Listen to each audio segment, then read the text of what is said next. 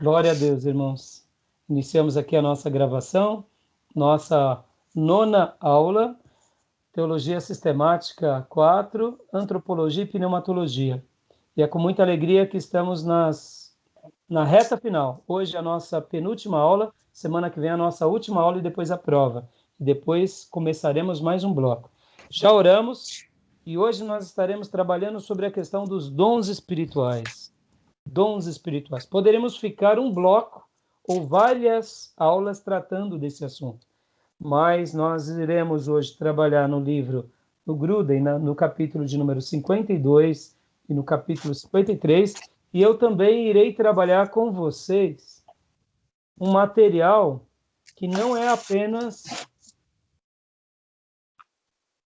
espiritual, um material secular. Talvez você diga assim, mas pastor, por que o senhor vai fazer isso? Eu pergunto para você, dons e talentos é uma exclusividade apenas dos cristãos? Ou Deus derramou graça abundante sobre toda a sua criação? Eu creio que Deus derramou da sua graça e da sua bondade sobre todos. Então, falando de dons e talentos, o que eu acredito que ser, né, natural, todos foram contemplados. O que nós distinguimos uma coisa da outra é a característica espiritual. Mas quando se trata da revelação natural de Deus, ou seja, a graça comum, Deus derramou para todos. Pode ver, irmãos? Deus deu sabedoria para o crente e deu sabedoria para o não crente. Deus deu habilidades especiais para o crente e deu habilidades especiais para o não crente. Então perceba, ter dons não é uma característica apenas nossa, cristã. É uma característica da vida. Deus deu talentos e dons para as pessoas. O diferencial está no quê? Na questão da espiritualidade. Quando a pessoa se converte, aquele talento ou aquele dom, agora ele tem uma nova atuação. E nesse contexto, Deus pode dar dons espirituais. Então, dons espirituais, entendemos que é algo que somente recebe um filho de Deus. Mas talentos e dons naturais, Deus dá para todos os seus servos na criação. Tá bom? Podem ver, irmãos, que tem líderes brilhantes na vida e líderes brilhantes no reino de Deus. Existem governantes brilhantes na Bíblia e existem governantes brilhantes na vida dos homens. Existem músicos e levitas que tocam com uma unção tremenda na vida e tem pessoas que tocam de uma forma maravilhosa secularmente. Eles têm um talento, isso é inegável. Por isso que hoje nós estaremos trabalhando diante dessas duas premissas. E é por isso que eu separei um material muito legal aqui e daria para a gente falar 5, 6 aulas. É que não dá tempo, precisamos cumprir com o nosso critério de aprendizado. Tá bom, meus irmãos? E eu quero convidar os irmãos a abrirem suas Bíblias agora em Romanos, capítulo de número 12. Eu quero ler alguns versículos com vocês. Do versículo de número 6 em diante, o apóstolo Paulo aqui, em Romanos 12, ele começa falando sobre a questão de nós todos, né, nos apresentarmos a Deus como um sacrifício vivo, santo e agradável, que esse é o nosso culto racional. E logo depois ele desafia aquela igreja a realmente a não ter a forma do mundo, e ter sim a forma do evangelho, para que todos possam experimentar a vontade de Deus, que ela é boa, que ela é perfeita e que ela é agradável. E aí depois o apóstolo Paulo continua falando sobre isso. Ele vem falando sobre a vontade de Deus, a graça de Deus. Ele vem falando sobre fé. E depois ele fala sobre dons. E agora, no versículo de número 6, ele comenta sobre os dons. Algum irmão pode ler para nós, por favor? Versículo 6 ao versículo de número 8. Tendo, porém, diferente dons segundo a graça que nos foi dada, Se a profecia seja segundo a proporção da fé. Perdão, acho que eu li errado. Não, tá certo. Tá certo? Se a 12:6. Isso, Pode voltar. tá. Se a profecia seja segundo a proporção da fé. Se o ministério, dediquemo-nos ao ministério. Eu não estou conseguindo ler direito aqui, cara. 12:6. Tá bom, não tem problema. Alguém pode ler no seu lugar. 12:6 até o 12:8. Vamos lá? Pode ser. Temos diferentes dons, de acordo com a graça que nos foi dada. Se alguém tem um dom de profetizar, use-o na proporção da sua fé. Se o seu dom é servir, sirva. Se é ensinar, ensine. Se é dar ânimo, que assim faça. Se é contribuir, que contribua generosamente. Se é exercer liderança, que exerça com zelo. Se é mostrar misericórdia, que o faça com alegria. Aqui o apóstolo Paulo, mais uma vez, ele trabalha nessa questão dos dons, ele ensina um pouco sobre essa questão dos dons e mostra a diferença que há nos dons, sabendo que todos os dons vêm do Espírito Santo sobre nós como um presente. A palavra no grego para dom é charis, daí onde surge a expressão carismático. Uma pessoa virtuosa, uma pessoa cheia de virtudes, ou seja, uma pessoa repleta de dons. Daí onde surge essa expressão carismático. Caris é presente.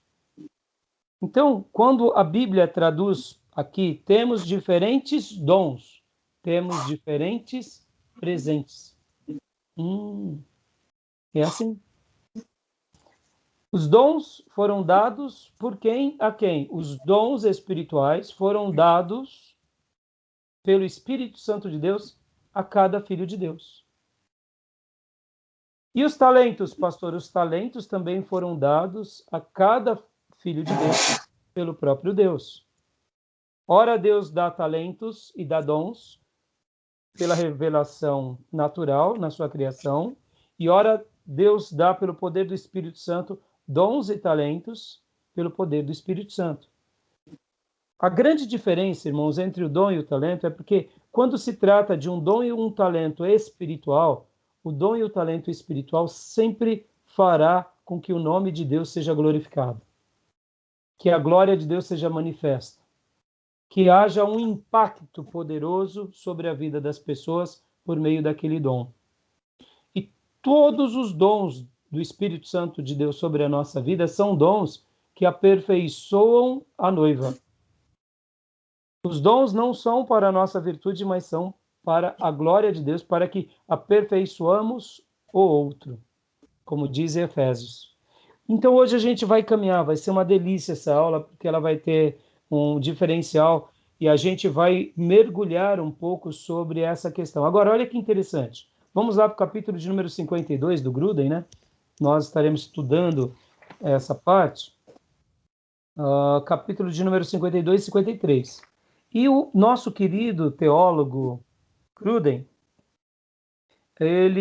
Wayne Gruden, ele deixa para tratar da questão dos dons na parte do livro que é a doutrina da igreja. Mais uma vez, lembram quando nós, na aula passada, falamos sobre os milagres? Os milagres estavam em que parte do livro dele? Quando estudávamos a doutrina de Deus, ou como chamamos em teologia, a teontologia.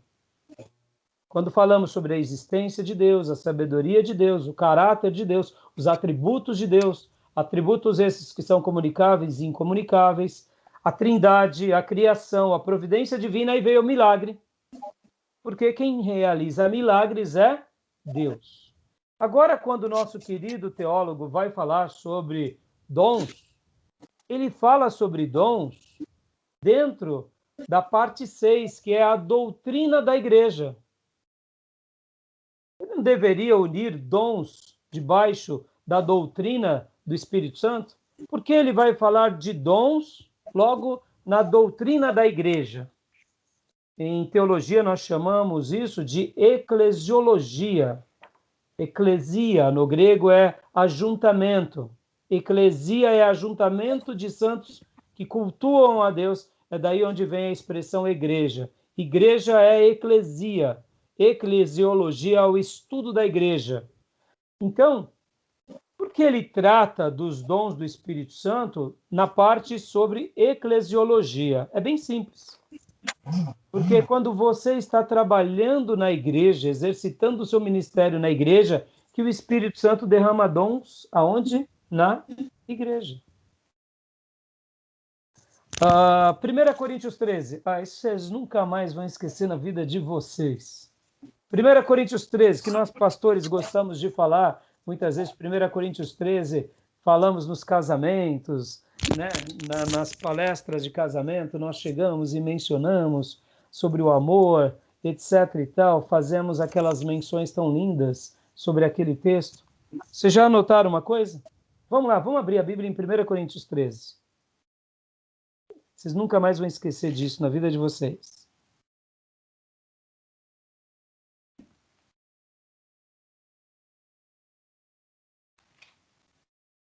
Qual o versículo?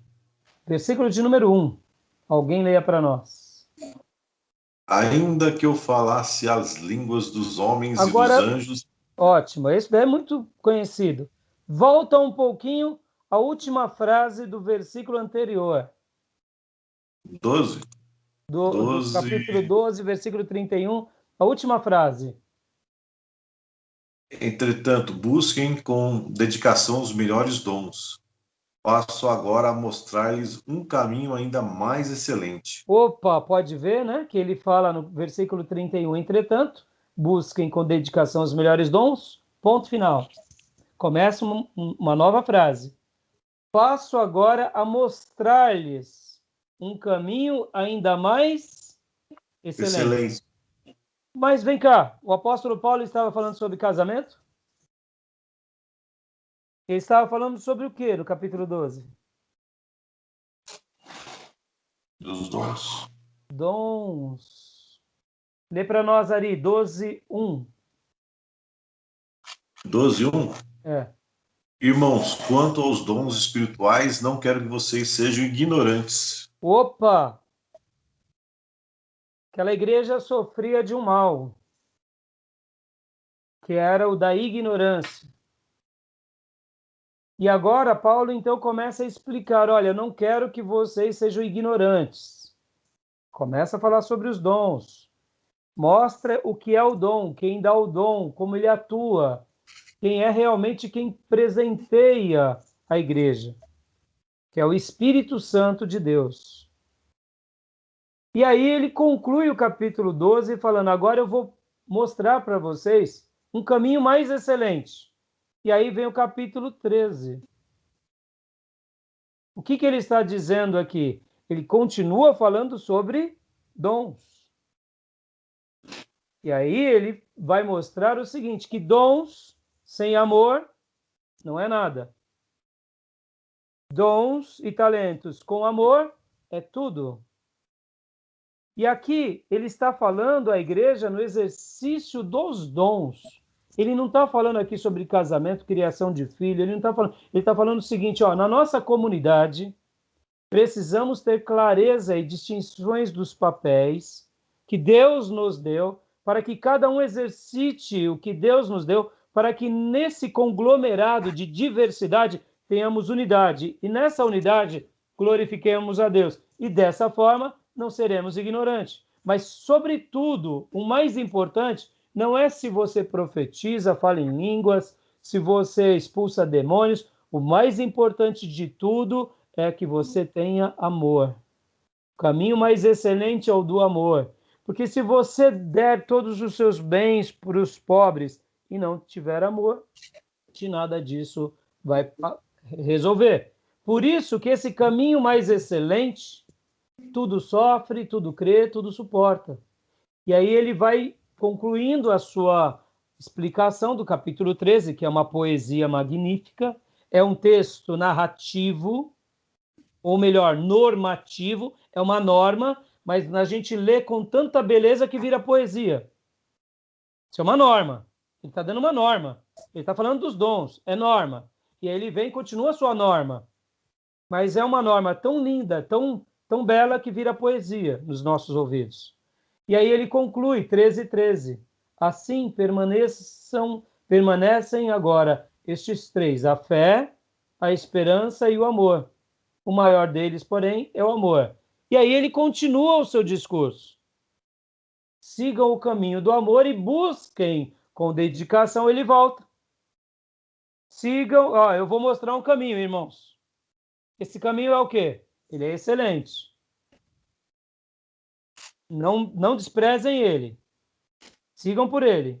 E agora, sigam no caminho do amor e busquem com dedicação os dons espirituais, principalmente o de profetizar. E aí ele dá uma referência à profecia, que é essa habilidade de ensinar. E ele continua todo o capítulo 14 e ele conclui com a ordem no culto.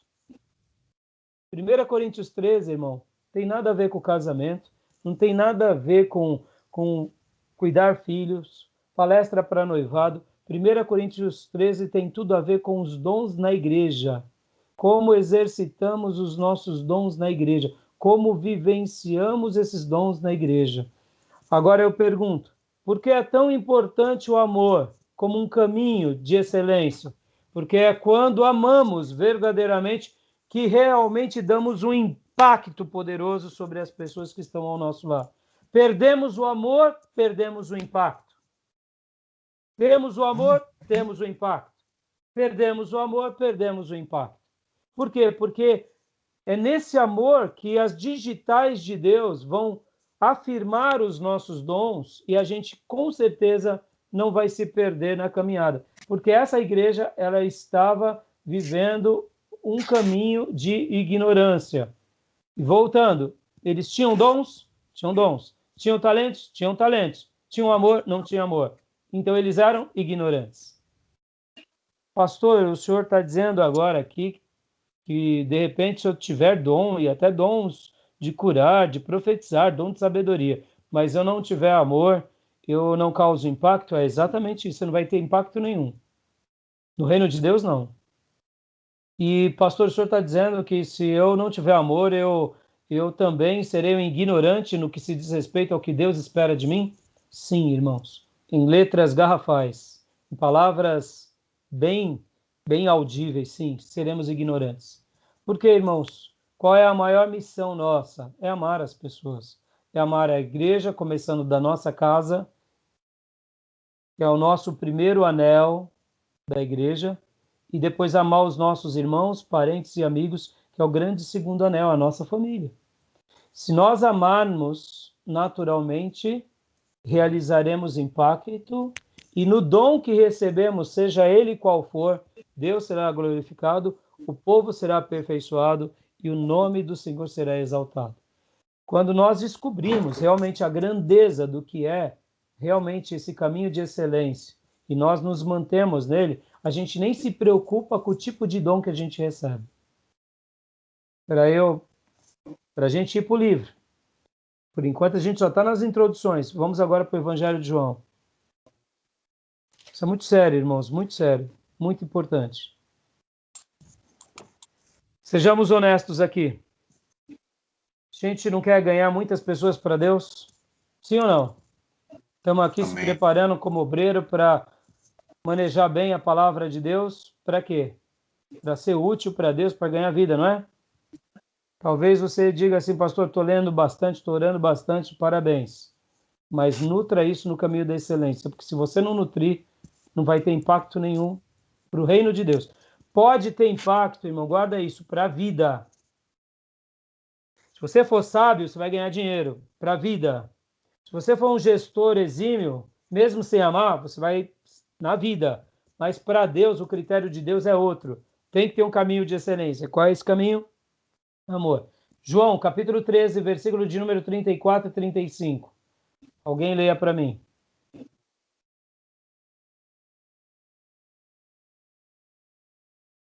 Pode ler? Pode ler. Um novo mandamento lhes dou. Amem-se uns aos outros, como eu vos amei. Vocês devem amar-se uns aos outros. Com isto, todos saberão que vocês são meus discípulos, se vocês se amarem uns aos outros. Vocês entendem porque muitas vezes nosso evangelismo ele é muito bem pregado, ele é muito bem anunciado, e porque as pessoas não estão dispostas a amar. Ou fazer da igreja um ninho de amor, no sentido mais pleno mesmo. Quando a gente se ama de verdade, irmãos, é diferente. A clareza de papéis ela é estabelecida, os dons fluem, e naturalmente cumprimos com o grande mandamento de Deus, que não é novidade, nós sabemos, é amar a Deus e amar o próximo como a nós mesmos, ou seja, é entender que amar a Deus e amar o próximo como eu me amo, amor próprio, é importante. Por outro lado, muitas vezes quando a gente não se ama de verdade, a gente não causa o impacto do versículo 35. Com isso, todos saberão que vocês são meus discípulos. Discípulos.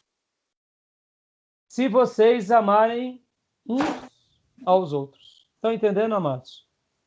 O amor é a maior arma nossa. Sobre os dons, não há uma arma tão grandiosa quanto essa. O amor é a maior expressão. Agora, olha como a gente está vivendo dias complicados. O que é amar hoje nos nossos dias? Amar hoje nos nossos dias é ser complacente. Eu tenho que falar tudo o que vocês querem ouvir, porque aí eu amo. Não é assim? Isso não é amor. Isso é ser bonachão. Deus não fala tudo o que eu quero ouvir.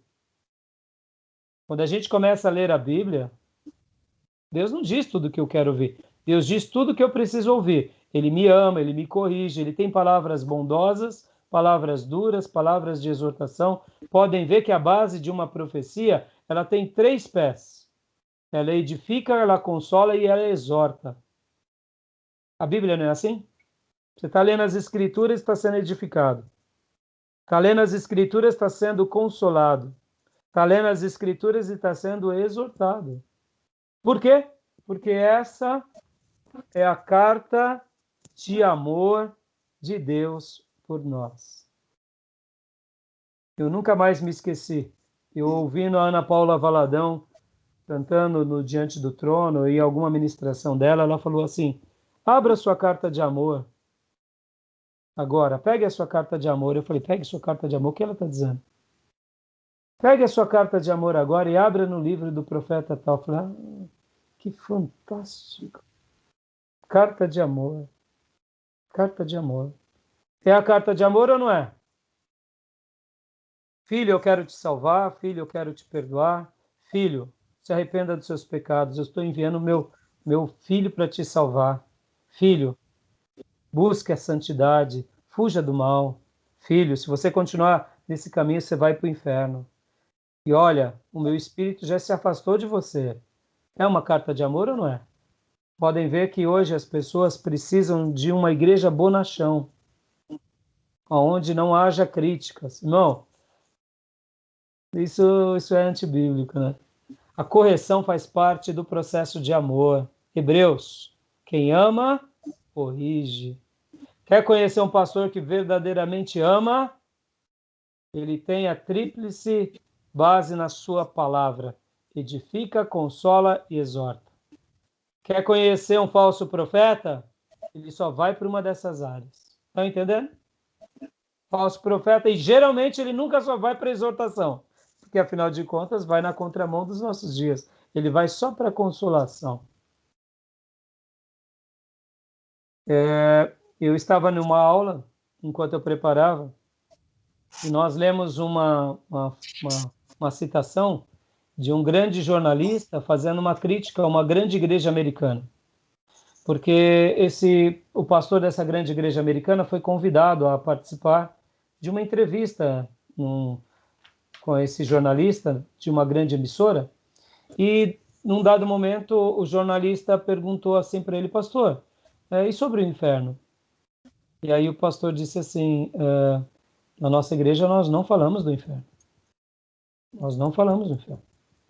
Porque o nosso povo sofre muito, trabalha muito, pega no batente de segunda a segunda, e quando eles vão para os nossos cultos, nós queremos consolá-lo. O jornalista ficou impressionado, porque ele fez a pergunta como o jornalista faz. E aí o jornalista foi continuar falando, e falou, não, lá na nossa igreja nós não falamos no inferno, em todos os nossos cultos públicos nós proibimos isso. E aí o jornalista, com pesar, fez essa crítica, um jornalista não crente. Então eu gostaria até de pensar, né? Quantas pessoas estão sendo tão consolados ao ponto que não podem ouvir sobre o inferno. O inferno é real. Jesus falou sobre o inferno. No momento que nós não falamos sobre o inferno, nós estamos querendo ser melhores do que Jesus. Entendeu? Amar é falar dos céus, mas é advertir do perigo do inferno. Amar é mostrar o amor de Deus e viver esse amor, mas também é corrigir os irmãos para viver uma vida segundo os valores de Deus. Tá bom? Entenderam porque agora o nosso querido Wayne Grudem vai falar sobre dons do Espírito Santo na parte da igreja? Porque os dons, eles foram dados para aperfeiçoar a igreja. Vamos ler agora Efésios 4:12? Ari, leia para nós Efésios 4:12. Efésios.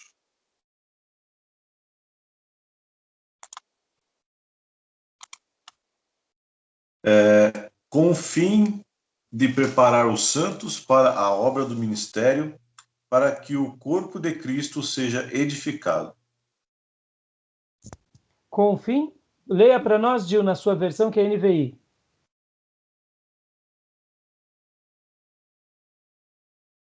Gil não, é Dione. Ah, tá. Tirei o mote ali. Vamos lá. 4:12. Com o fim de preparar os santos para a obra do ministério, para que o corpo de Cristo seja edificado. As palavras quase parecidas, né? Com o propósito de que o corpo de Cristo seja edificado. O meu dom só vai ter utilidade se eu abençoar vocês. Amém. Se eu abençoar a igreja. Começando pela primeira igreja, que é a minha casa, e a extensão da primeira igreja, que é a minha igreja local. Eu não gosto muito de usar a expressão, irmãos, primeira igreja e segunda igreja, tá? Eu não acho muito boa. A ideia é que a gente cria um anel. Eu gosto de pensar como uma espiral. A minha primeira igreja começa em casa, mas é uma espiral. E aí ela vai para onde? Para minha família e, naturalmente, para minha igreja local. E depois ela vai para onde? Para onde eu estou atuando, fora da igreja. E aí ela chega no mercado de trabalho, chega na sociedade, e se Deus permitir que um dia a nossa obra chegue em outras gerações, a gente continua abençoando a igreja. Entendeu? Porque quando a gente cria essa separação, minha primeira igreja, segunda igreja, a gente acaba sendo um pouquinho tribal. Não é errado falar, mas fica aqui a sugestão. Então, irmãos, os dons do Espírito Santo, irmãos, os dons do Espírito Santo. Né? Vamos ler aqui na página 859. Vamos começar no nosso livro, 859. Todos estão com o livro aí? Gil, leia para nós, lá em cima, logo no capítulo 52, tem os dons do Espírito Santo. Perguntas gerais. Lê para nós essas perguntas. Que são dons espirituais? Quantos dons existem? Algum dom teria desaparecido? Buscando e usando os dons espirituais. A gente vai tentar explicar isso nesse capítulo. E agora leia para mim, irmão, o segundo parágrafo. Parágrafo. Nós já debatemos aqui, irmãos, sobre aquela questão da bênção que foi o avivamento da Rua Azusa. E também de como o movimento pentecostal e avivado contribuiu para que a igreja entendesse melhor essa questão. Então, a gente já debateu nas aulas passadas, então agora aqui a gente estará mergulhando mais na questão dos dons propriamente ditos. Vamos lá. Antes de começar, leia para nós, Gil. Antes de começar a discussão, porém, podemos definir os dons espirituais da seguinte maneira. Dom espiritual é qualquer talento potencializado pelo Espírito Santo e usado no ministério da igreja. Uma pausa até aí. Aqui o nosso querido teólogo Wayne Grudem está trazendo uma definição. O que é dom para ele? Dom espiritual. O que é dom espiritual? É qualquer talento potencializado pelo Espírito Santo e usado no ministério da igreja. Aqui, irmãos, nem tudo saberemos como de fato é. Vou dar um exemplo para vocês. Uma pessoa é um grande líder no mundo, no mercado de trabalho. Ela será um grande líder no reino de Deus? O que vocês acham? Não. Pode ser. Isso que eu ia falar, pode ser que sim ou não, né? Pode ser que não. Pode ser que sim. Concorda? É relativo, né? Uma pessoa que mexia com magia negra ou com coisas espíritas e tinha um poder sobre ela curando pessoas e, de fato, aqueles poderes miraculosos, tenebrosos, fizeram coisas e tem relatos e etc e tal. Essa pessoa se converte. Sai da magia negra, sai da... E agora ela vai ter o dom de cura na igreja? Acho que não. Talvez não. Talvez sim, talvez não. Nota, são coisas que não dependem da gente. Por que eu estou fazendo essa pergunta agora aqui? Deus o sabe, né? Deus o sabe. E qual é a pessoa da Trindade que dá o dom? Santo. O Espírito Santo. Pode ver? O Espírito Santo é o mesmo. Há diversidade dos dons, mas o Espírito Santo é o mesmo. O Espírito Santo quem presenteia-nos com o dom. Jesus é quem nos batiza com o Espírito Santo. Então é Jesus o detentor do Espírito Santo e ele compartilha o Espírito Santo sobre nós. Agora o Espírito Santo morando em nós, ele faz morada. Ele dá dom segundo os seus desígnios. Então uma pessoa que mexeu com magia negra, que foi um líder na magia negra, não necessariamente fará algo assim na igreja. Uma pessoa que foi um líder empresarial não necessariamente será na igreja. Uma pessoa que tinha uma oratória brilhante secularmente não necessariamente terá na igreja. Agora, pode ser que sim, porque se ela já tinha essa habilidade como talento, agora o Espírito Santo pode dar a ela uma nova perspectiva. O Espírito Santo pode potencializar. Semana passada eu vi uma entrevista onde o Silvio Santos estava tomando a vacina. E o Silvio Santos, irmão, é essa lenda viva, né? Falar o que dele? Ele ofende as pessoas e as pessoas dão risada. Ele fala sua feia, sua pobre, e elas dão risada. Irmãos, a gente pode não concordar com muita coisa dele, mas ele é brilhante. É um comunicador brilhante. É uma pessoa... E lá ele tomou a vacina e aí ele sorria, as pessoas ali, ele com aquele jeitão dele todo carismático, ele deu um pitaco no genro dele, porque eu não me lembrava, mas uma das filhas dele lá, acho que é a número 5, casou com o jogador de futebol Pato. E ele disse assim, o Pato é bom com a bola no campo, porque as bolas dele não funcionam, porque ele não me deu um neto. E ele saiu e todo mundo ria. Aí depois me perdoem a expressão, tá, irmão? Estamos numa aula, mas foi o que ele disse, né? E aí depois ele falou... Ele é hilário, né? Ele é hilárico, ele ofende. Ah, sai daqui, sua filha. Não, não é isso não. E as pessoas dão risada e gostam, né? E aí, porque é uma coisa fantástica. E aí o que acontece? Aí depois ele cobrou o Nelson Rubens, né? Nelson Rubens, está me devendo, lembra lá da Rede Tupi? Você não me pagou, e e fez uma cobrança pública, tá gravado, tá nas mídias. Eu dei muita risada, eu falei, oi Nelson Rubens, você não paga suas contas, né? E aí, bom, resumindo, Silvio Santos se converte. Irmãos, ele tem uma habilidade fantástica, magnífica. Ele nos ensina na oratória, na comunicação, mas ele vai ser um pregador exímio? De repente, o Espírito Santo não separa ele para isso. De repente, o Espírito Santo separa ele para outras coisas. Está entendendo? É interessante isso. Agora, pode ser que o Espírito Santo potencialize aquela oratória? Pode ser, eu acredito. Um músico que fez sucesso na vida, vai ser um grande levita na igreja? Não necessariamente. Agora, vem cá. Uma pessoa que é um grande músico famoso se converte. O que a pastorada faz? Mal ele sai do batismo, já dá o púlpito para ele tocar. Tá certo isso? Meu irmão, deixa o cara crescer, deixa o camarada crescer, deixa ele ser lapidado, deixa ele entrar pela porta. Não, mas porque a igreja vai encher, já põe ele no púlpito. Vocês estão entendendo? É por isso que a maioria dos artistas acaba depois nem valorizando tanto o reino de Deus. Né? Tem algum microfone aberto. Ari, eu acho que é o seu, Ari.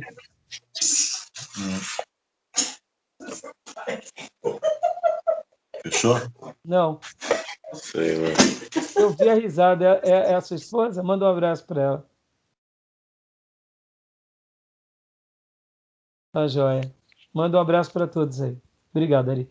Então, irmãos, o que eu quis dizer, a pastorada faz isso. Se converte um grande líder. Silvio Santos se converteu, pelo amor de Deus, já vem. A igreja vai encher mesmo? A igreja enche por quê? Por causa da mensagem do evangelho ou por causa do Silvio Santos? Responde. Pastor Rai, o senhor não queria ter o Silvio Santos? Claro que eu queria, sou burro, irmão. Claro que eu queria ter ele, toda a família dele na minha igreja. É óbvio.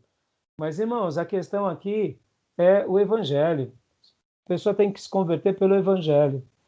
É normal que a pessoa do Silvio Santos impacta uma grande obra de evangelização, é natural, porque ele é um homem de negócio, bem-sucedido. Se ele se converte, ele é um testemunho vivo.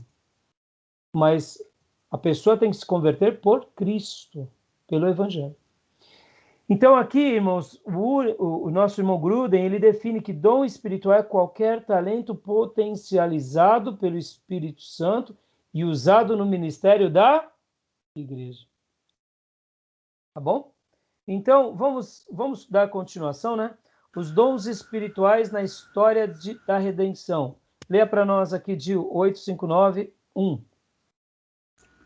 Com certeza, o Espírito Santo agia no Antigo Testamento, conduzindo as pessoas à fé e atuando de maneira notável em alguns poucos indivíduos, como Moisés e Samuel, Davi e Elias.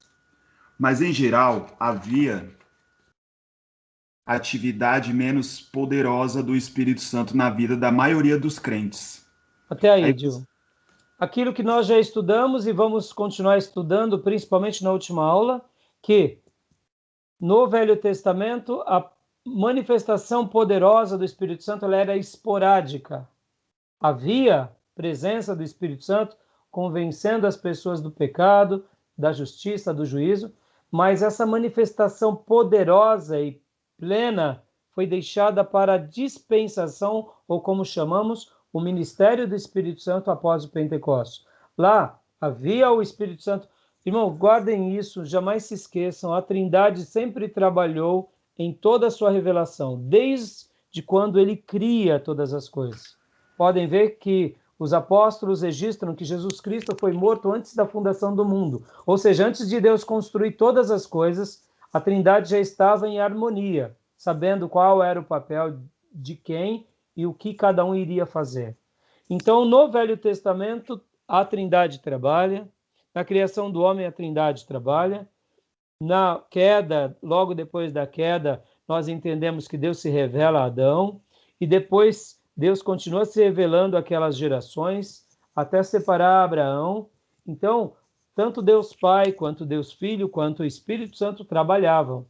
Mas havia o quê? O período em que o Pai se revelava mais, depois veio o momento do Novo Testamento que o Filho se revela de forma poderosa, é o Deus que encarna, e depois o Espírito Santo ele é derramado sobre todos.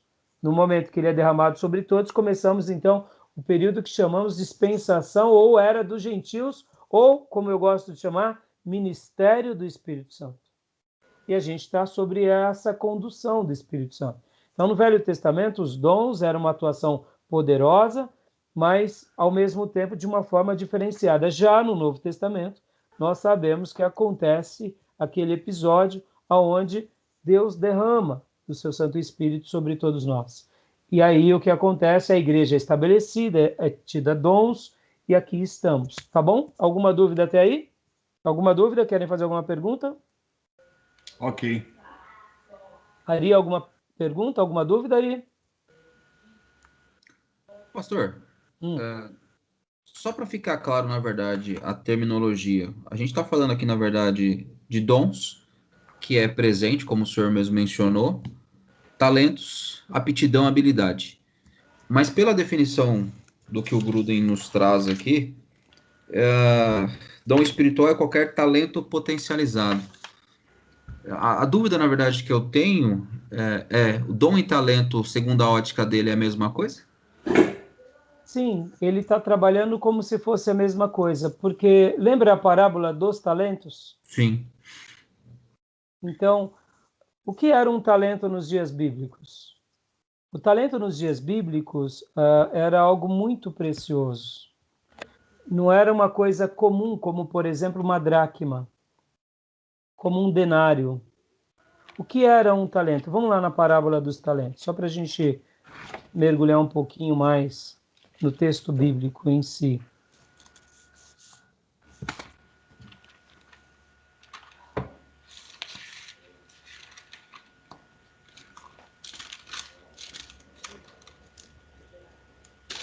Olha, quando aqui aparece, 25:14 de Mateus, e também será como homem que, ao sair de sua viagem, chamou seus servos e confiou-lhes os seus bens. A um deu 5 talentos. Você vai ver que a maioria das Bíblias vai ter uma descrição que um talento equivalia a 35 quilos. Pensa aí em um objeto de 35 quilos. Prata. Quase um botijão de gás. Sim, bem comparado. É só que compacto, né? Sim. Eu Peso do penso uma mercúrio, quantidade, um saquinho de moedas repleto. Isso era um talento. Então, quando o Senhor dá aqui a parábola dos talentos, ele está mostrando o seguinte, que o dom que ele nos dá, ou talento, é algo tão precioso que veio de Deus como um presente a todos nós. Amém. Por isso que aqui implica na revelação natural. Sejamos honestos, irmãos. Tem pessoas que nascem com uma habilidade que é fantástica. Canta uma voz de rouxinol, parece um anjo cantando. Foi um presente ou não foi de Deus? Tem garotos, tem guris que nascem com uma habilidade cognitiva, e você fala, esse menino é um gênio. Se ele potencializar isso daí, vai se tornar um cientista. A vida não é assim, irmãos? A pessoa recebe um talento de música, uma habilidade. Hoje, na minha aula, quando eu entrar na segunda parte, que eu vou falar um pouco sobre as características de habilidades humanas pesquisadas no mercado de trabalho, a gente vai falar um pouquinho sobre inteligências múltiplas. Inteligências múltiplas. Lembra antigamente que a pessoa era classificada diante de um QI? Coeficiente de inteligência. Se você fizesse uma prova lá, tal, você tirou nota tal, você tem um QI alto, você é inteligente. Se tirou uma nota baixa, você é um jeca. Um jeca, um jeguinho. Não era assim antigamente? Hoje a definição mudou, né? Mudou, porque há uma definição chamada inteligências múltiplas. Vem cá. Não, hoje é quem indica, né? Hoje é quem indica. Vem cá, Neymar. Pode ser um jeca na habilidade de fazer conta de matemática, fazer uma prova de português, química e física. Vem cá, mas aqueles pezinhos lá, vale quanto? Quer ele no seu time de futebol? Pelo amor de Deus, claro. Que habilidade é aquela? Percebam, isso é inteligência motora. Motora, ele nasceu com isso. Ele nasceu com isso. Então, existe a inteligência artística. Irmãos, aí a gente vai para quadros, a gente vai para dança, a gente vai para música. Tem pessoas que nascem com habilidade magnífica. E aí, o que é isso? É um talento que Deus deu sobre aquela pessoa. É uma capacidade. Outras pessoas têm uma capacidade cognitiva absurda. Então, perceba, inteligências múltiplas. Para eu pontuar aqui, Peter Drucker, o pai da administração moderna, um dos maiores gurus da administração mundiais, professor de universidades, palestrante, escritor. Ele é um gênio. Ele diz o seguinte, Peter Drucker, que nós nascemos com um dom. Ou seja, nós somos bons para uma coisa. Servimos para 2 ou 3 e nas demais enrolamos. Peter Drucker. Interessante, não? Nós somos bons, ele dizia, em uma única coisa na vida. Servimos para mais 2 ou 3 e nas demais a gente enrola. A dificuldade está em canalizar no que somos bons. Então, para o nosso querido teólogo Gruden, ele fala talento, mas ele está pegando o pacote. Porque, de fato, Deus deu um talento para todos nós. Só que esse talento, quando a gente se converte, ele tem dimensões espirituais. Eu gosto de trabalhar com dons e talentos.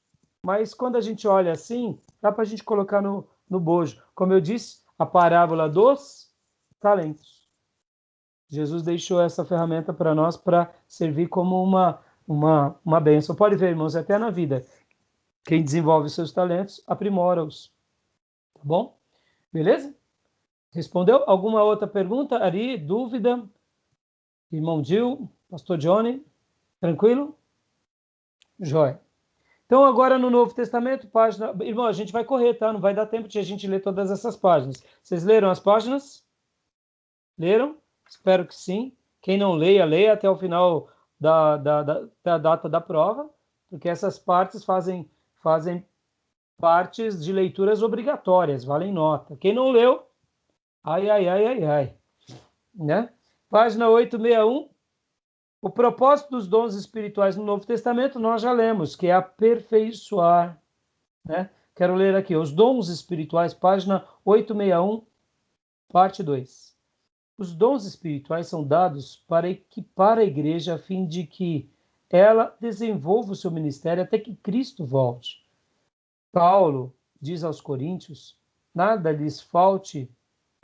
lhes falte nenhum dom espiritual, enquanto vocês aguardam que o Senhor Jesus Cristo seja revelado. 1 Coríntios 1:7. Irmãos, olha que interessante. Muitas vezes a gente diz assim, na minha igreja não tem esse dom. Sabia que isso não é verdade? Na sua igreja tem o Espírito Santo? Quem é o detentor de todos os dons? Por enquanto, ele não revelou e não concedeu aquele dom a uma pessoa, mas o dom está lá. Porque ele é o detentor do Espírito Santo. Se o Espírito Santo, irmão, quiser te usar com qualquer dom agora, ele vai te usar. Mas geralmente ele vai te dar o dom que ele escolheu para você. Entendeu? Mas nós podemos ser usados em um outro dom que não faz parte dos nossos dons. Afinal de contas, quem é que está nos usando? Por isso, irmãos, que é importante a gente saber disso. O grande maravilhoso que opera sinais e maravilhas é Deus. O dom é do Espírito Santo. Nós só somos ferramentas. Bom, aqui, ó, didaticamente, o lápis está com a ponta quebrada. O Espírito Santo quer um lápis. Ih, está com a ponta quebrada. Opa, está com a ponta inteira, eu vou usar. Gente, é ferramenta, irmão. Eu vou usar a minha caneta vermelha. Ih, não está saindo tinta. Pecadinho, pecadão, seja lá o que for. Vou pegar outra caneta vermelha. Gente, é só ferramenta, irmão. A gente não é o detentor daqui, ó. Por isso que a gente tem que estar da forma correta. E o Novo Testamento vai mostrar que os dons é para aperfeiçoar a igreja, para proclamar o reino, para abençoar vidas. E naturalmente, quando a gente é bênção na igreja, a gente vai ser bênção aonde a gente for. Tá bom, irmãos? Até aí, tudo bem? Tudo bem? Vamos lá. 862, página seguinte. Quantos dons existem? Pode ler, pastor? Sim, pode ler só a primeira parte. As cartas do Novo Testamento alistam dons espirituais específicos em 6 passagens. Veja adiante a tabela. E aí a tabela está onde? Na página 863, viram? 1 Isso. Coríntios 12, 28. 1 Coríntios 12, do 8 ao 10. Efésios 4, 11. Romanos 12, 6 a 8. 1 Coríntios 7, 7. 1 Pedro 4, 1. Essas são as passagens clássicas. Agora, elas são as únicas, irmãos? Claro que não. Por que não? E o Velho Testamento? Estão entendendo? Então, a gente quando estuda sobre dons, a gente não precisa fechar as coisas. Vou dar um exemplo para vocês, irmãos. Hoje, com o advento da tecnologia, nós precisamos de irmãos habilitados nessa competência? Eu não seria nada sem os meus irmãos lá me ajudando, irmãos. O que a gente está fazendo na igreja, se eles não tivessem me ajudando, eu estaria fazendo talvez isso daqui, o meu culto seria esse. Pôr no Skype, ligar no YouTube, bora. Tem louvor, palavra ia ter, mas o que mais? Mais nada. Porque nisso daqui eu me enrolo todo. Os bichinhos lá gemem comigo. Eu falo, tenha paciência com o seu pastor, filho, tenha paciência. Então, o que acontece? Os dons estão aqui, a lista é essa.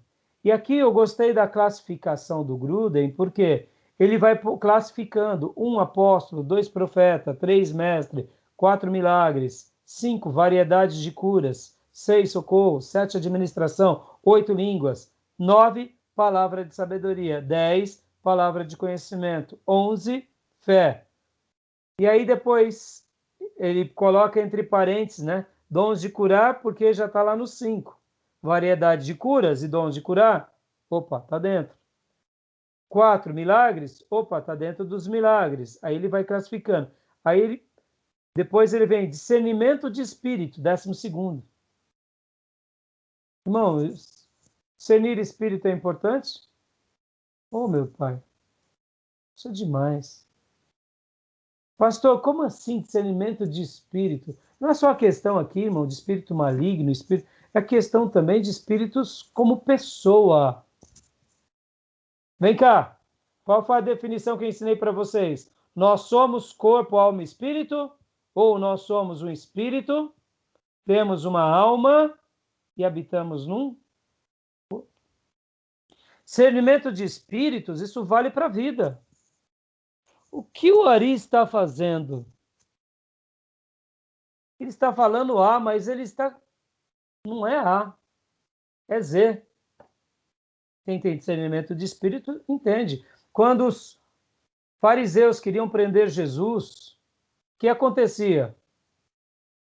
Jesus, desconhecendo os corações, era discernimento de espírito. Era o Espírito Santo dando clareza a Jesus? Era. Era o Espírito Santo fazendo ele saber o que as pessoas pensavam? Era. Era o próprio Jesus prescrutando o coração? Pode ser. Ele era Deus. Quando formos estudar cristologia, a gente vai falar sobre o Cristo homem e o Cristo divino. Mas eu, particularmente, acredito que 99% do ministério de Jesus foi o Cristo homem, cheio do Espírito Santo. E 1% foi o Cristo divino. É o que eu acredito. Baseado no texto de Filipenses, que ele deixa toda a sua glória. E ele assume a forma de servo, tornando-se obediente até a morte e morte de cruz. Se eu disser para vocês que não teve partes em que não era o Cristo divino, não. Sim, era o Cristo divino, quando perdoava, na transfiguração, é o Cristo divino. Que também a gente não vai negar que ele atuou nesses episódios, quando ele sabe e entende o que acontecia no coração das pessoas. Mas na grande maioria das ocasiões, era o Cristo 100% homem, sendo guiado pelo Espírito Santo, tendo literalmente o discernimento do Espírito Santo, ouvindo a voz do Pai. Ele orava e o Pai falava com ele, ele obedecia. É o que eu acredito. A gente vai estudar isso mais a fundo lá, tá bom? Mas aqui, discernimento de espírito. Precisamos disso? Precisamos. E quando é espírito maligno? Aí nem se fala, puxa vida. Precisamos de mais disso daqui, gente. Aí aqui, ó, o 8 tá línguas, porque línguas está lá em cima. 13º, interpretação de línguas. 14º, evangelista. 15º, pastor mestre. Alguns vão fazer do 15º, pastor. 16º, mestre. Eu, particularmente, faço essa leitura, tá? 15º, pastor. 16º, mestre. Por quê, pastor? Porque nem todo pastor é mestre e nem todo mestre é pastor, tá bom? Para mim. Eu, particularmente, me sinto como um pastor mestre, tá bom? Eu não me sinto um mestre pastor. Para mim, mestre pastor é Russell Shedd, é José Ribeiro, entendeu? Esses camaradas aí que são gigantes no ensino. Sou mestre por excelência e tenho dom pastoral. Eu sou um pastor e que tenho o dom de ensino, tenho o dom de mestre, né? Estou dizendo. Agora, todo pastor tem o dom de mestre? Não. E todo mestre é pastor? Também não. Pode ser um exímio teólogo, mas não é pastor. Mas é um pensador cristão. É um exímio pensador cristão, fala com sabedoria, com propriedade, ensina como poucos. Tá bom? Vou parar a gravação aqui e continuar na sequência, tá bom? Só para dar o tempo para a gente ir para a segunda parte. Fica aí.